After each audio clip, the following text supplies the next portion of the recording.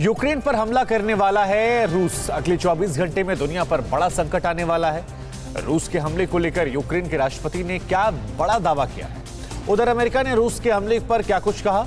Ukraine के border पर रूस के एक्शन को लेकर अमेरिकी रक्षा मुख्यालय पेंटागन ने क्या बड़ा दावा किया? अमेरिका ने यूक्रेन संकट पर भारत से क्या बातचीत की? रूस और यूक्रेन के बीच युद्ध खतरे से जुड़ी तमाम बड़ी खबरें आपको दिखाते हैं टॉप 9 महायुद्ध। यूक्रेन पर रूस कल यानी 16 फरवरी को हमला करेगा। ये दावा यूक्रेन के राष्ट्रपति वोलोडिमिर जेलेंस्की ने किया है। यूक्रेन के राष्ट्रपति ने पहली बार रूस की ओर से होने वाले हमले को लेकर इतना बड़ा बयान दिया है। जेलेंस्की ने फेसबुक पोस्ट के जरिए अपने देश के नागरिकों से रूस के हमले की तारीख बताई है। अब तक यूक्रेन रूस के हमले को लेकर अमेरिका के साथ दुनिया की दूसरी खुफिया एजेंसियों के दावे को नकारता रहा था। यूक्रेन पर होने वाले रूस के हमले को लेकर अमेरिका पल पल बदलते हालात पर नजर बनाए हुए है। व्हाइट हाउस ने कहा है कि रूस किसी भी वक्त यूक्रेन पर हमला कर सकता है। रूस पिछले कुछ दिनों से यूक्रेन की सीमा पर हमले के लिए सारी तैयारियां करने में जुटा था। व्हाइट हाउस ने कहा है कि संकट को टालने के लिए कूटनीतिक रास्ता भी है, लेकिन हमें सच्चाई को भी स्वीकारना होगा। यूक्रेन संकट को लेकर अमेरिका के व्हाइट हाउस से बड़ी खबर आई है। अमेरिका ने यूक्रेन और रूस के बीच युद्ध के हालात को लेकर भारत से बातचीत की है। इस मुद्दे को लेकर अमेरिकी विदेश मंत्री एंटनी ब्लिंकन ने भारत समेत सभी क्वाड देशों से बातचीत की। अमेरिका ने कहा कि रूस का एक्शन अंतर्राष्ट्रीय सुरक्षा के लिए बड़ा खतरा है। बदले हालात के बीच अमेरिकी रक्षा मंत्री बेल्जियम, लिथुआनिया और पोलैंड के दौरे पर जाने वाले हैं।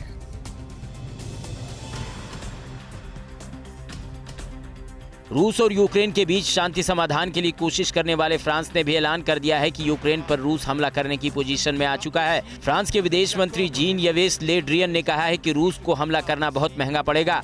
उस पर यूरोप बड़े बड़े प्रतिबंध लगाने से भी पीछे नहीं हटेगा। फ्रांस ने कहा है कि भले रूस पर प्रतिबंध लगाने का असर यूरोप पर भी पड़े, लेकिन हम इससे पीछे नहीं हटेंगे। अमेरिकी मीडिया ने सैटेलाइट तस्वीरों के जरिए कहा है कि यूक्रेन की सीमा पर तैनात रूस के लाखों जवान और उनके टैंक असेंबली पॉइंट से हमले की मोड में आ गए हैं। इस बीच अमेरिकी रक्षा मुख्यालय पेंटागन ने कहा है कि उन्हें अभी तक ये विश्वास नहीं हो रहा है कि पुतिन ने यूक्रेन पर हमला करने का फैसला कर लिया है। पेंटागन ने आशंका जताई है कि रूस बिना किसी चेतावनी के यूक्रेन पर हमला कर सकता है। रूसी राष्ट्रपति पुतिन यूक्रेन पर हमले की योजना से पीछे हटने को तैयार नहीं है। दूसरी तरफ अब यूक्रेन भी अपने नागरिकों को एकजुट करने में जुट गया है। राष्ट्रपति वोलोडिमिर जेलेंस्की ने वीडियो संदेश में अपने नागरिकों की हौसला बढ़ाने के लिए कल यानी 16 फरवरी को डे ऑफ यूनिटी यानी राष्ट्रीय एकता दिवस के रूप में मनाने की घोषणा की है। उन्होंने कहा है कि हमें अपना मनोबल ऊंचा बनाए रखने की जरूरत है। यूक्रेन पर रूस के हमले के खतरे के बीच यूक्रेन ने नाटो में शामिल होने को लेकर यू टर्न ले लिया है। यूक्रेन के राष्ट्रपति वोलोडिमिर जेलेंस्की ने कहा है कि नाटो में शामिल होने से यूक्रेन का अस्तित्व बचेगा। उन्होंने कहा कि नाटो का सदस्य बनने से यूक्रेन की रक्षा की गारंटी मिलेगी। इससे पहले ब्रिटेन में यूक्रेन के राजदूत ने कहा था कि जंग को टालने के लिए यूक्रेन नाटो से दूरी बना सकता है। दुनिया को रूस और यूक्रेन के बीच होने वाले युद्ध से बचाने के लिए जर्मनी भी जी जान लगाए हुए है। जर्मनी के चांसलर ओलाफ शोल्ज आज रूस के दौरे में राष्ट्रपति पुतिन से मुलाकात करेंगे। जर्मनी रूस को बातचीत का रास्ता अपनाने के लिए मनाने की कोशिश करेगा। ओलाफ शोल्ज इस मुद्दे पर अमेरिकी दौरे में बाइडेन से भी मुलाकात कर चुके हैं। इससे पहले फ्रांस के राष्ट्रपति इमैनुएल मैक्रों रूस और यूक्रेन का दौरा कर चुके हैं।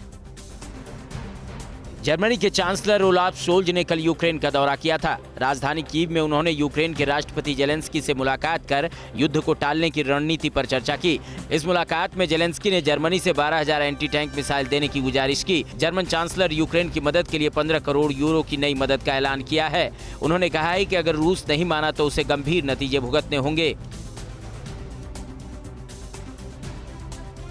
अमेरिका ने यूक्रेन संकट को लेकर भारत समेत क्वाड देशों से बातचीत की है। अमेरिकी राष्ट्रपति जो बाइडेन से बातचीत के बाद ब्रिटेन के पीएम बोरिस जॉनसन ने क्या कुछ कहा? अमेरिका ने क्यों यूक्रेन की राजधानी कीव के अपने दूतावास के सभी कंप्यूटर को नष्ट करने के निर्देश दिए हैं? रूस के हमले की तैयारी को देखते हुए नाटो भी एक्शन में आ गया है।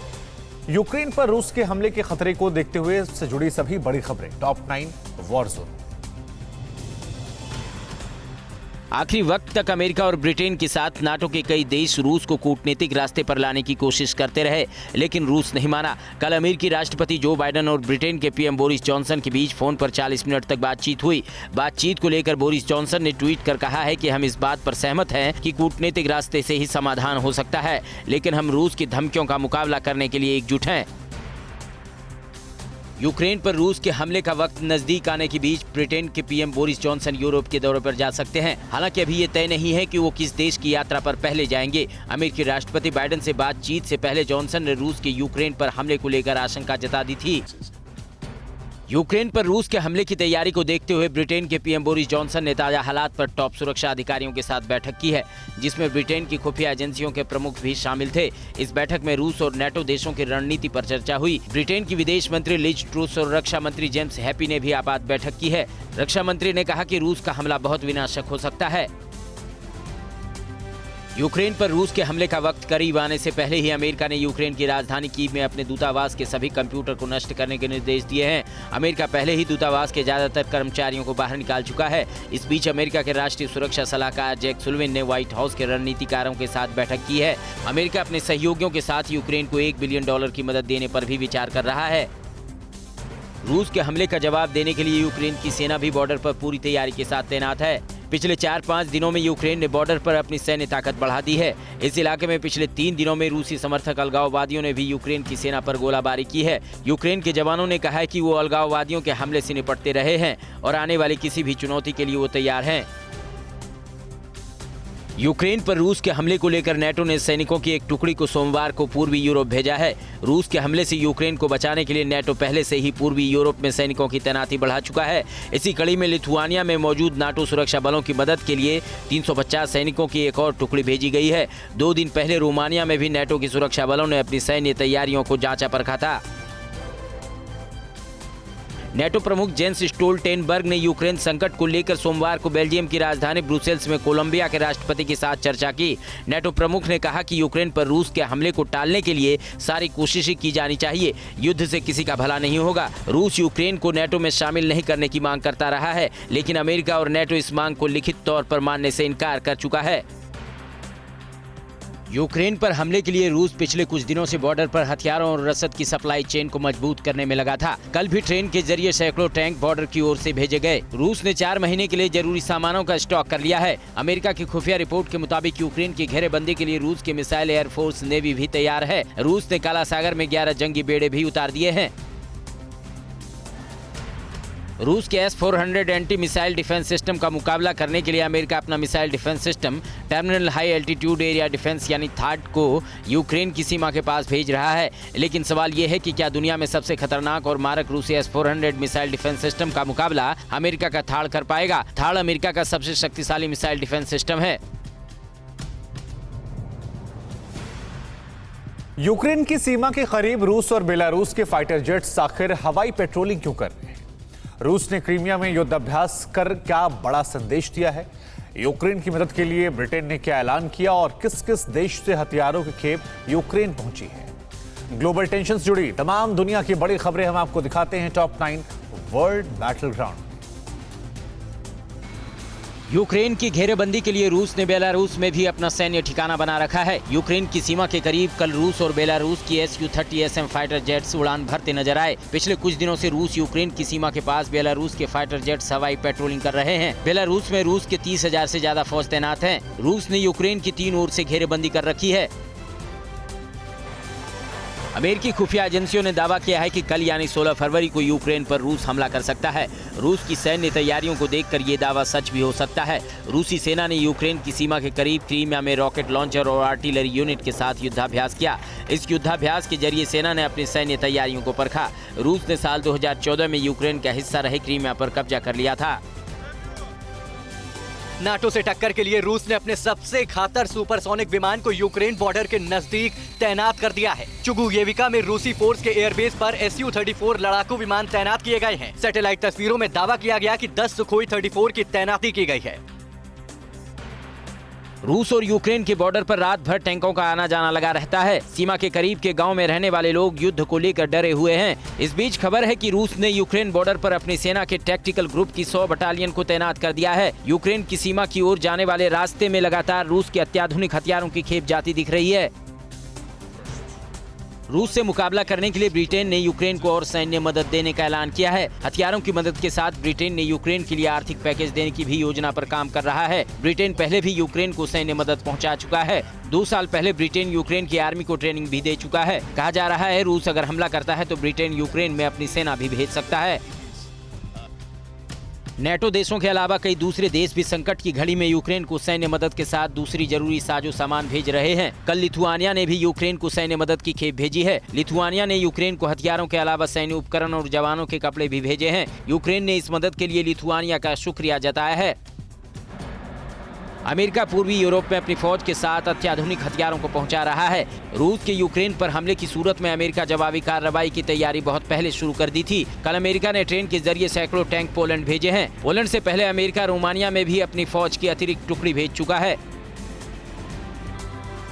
रूस के हमले की तैयारी को देखते हुए यूक्रेन की नेशनल पुलिस को 19 फरवरी तक हाई अलर्ट पर रखा गया है। पिछले कुछ दिनों से यूक्रेन की राजधानी कीव के साथ दूसरे शहरों में मॉक सैन्य ड्रिल भी की जा रही है। आम लोगों में अफरा तफरी न फैले, इसको लेकर भी पुलिस खास प्लान बना रही है। 2 दिन पहले यूक्रेन के आम लोग रूस के खिलाफ सड़कों पर उतरे थे। लोगों का कहना है कि वो अपनी जमीन की रक्षा के लिए जी जान लगा देंगे। ग्रीस के पत्रकार ने यूक्रेन पर कब्जे के लिए रूस की बड़ी साजिश का खुलासा किया है। गाई एलेस्टर ने कहा है कि रूस की संसद में ईस्ट यूक्रेन में 2 अलग अलग क्षेत्रों को स्वतंत्र राज्य रूप में मान्यता देने के लिए प्रस्ताव लाने की तैयारी है। इस प्रस्ताव को पास कर उसे रूस में मिलाने की योजना है।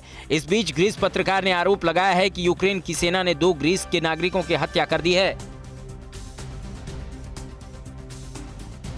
रूस यूक्रेन युद्ध की आशंका से कैसे बढ़ेगा तेल संकट, भारत में भी इसका कितना असर पड़ेगा?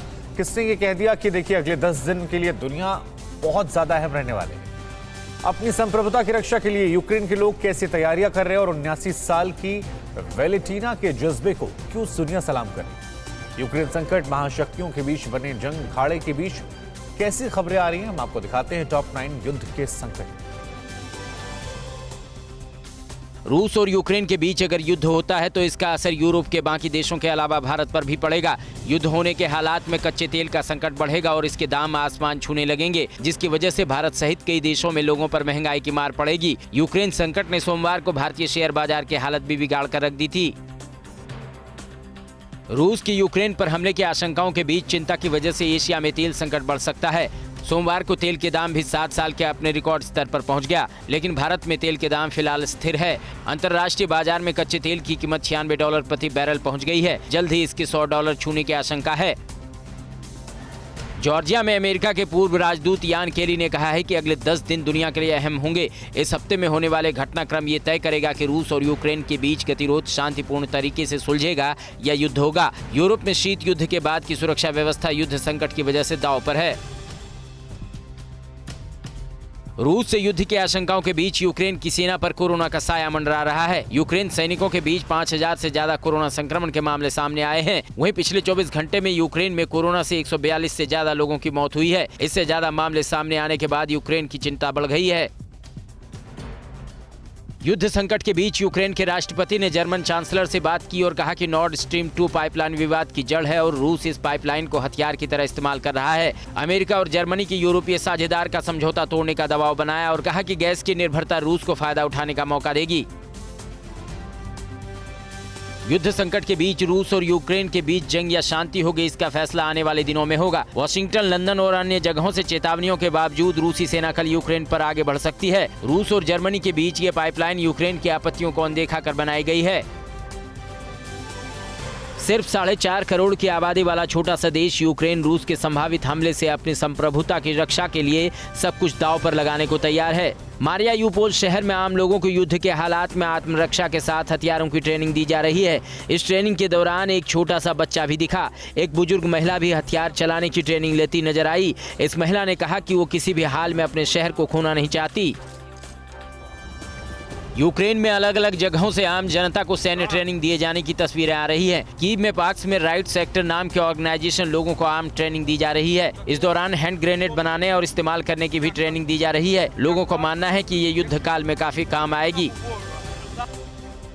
यूक्रेन ने रूस पर प्रोपेगेंडा के सहारे अपने देश में रह रहे रूसी नागरिकों को भड़काने का आरोप लगाया है। यूक्रेन के मुताबिक रूस का सरकारी टीवी तनाव बढ़ाने के लिए यूक्रेन में रूसियों पर अत्याचार की झूठी खबरें फैला रहा है। खूनी तस्वीरों से यूक्रेन के अंदर विद्रोह भड़काने की साजिश है।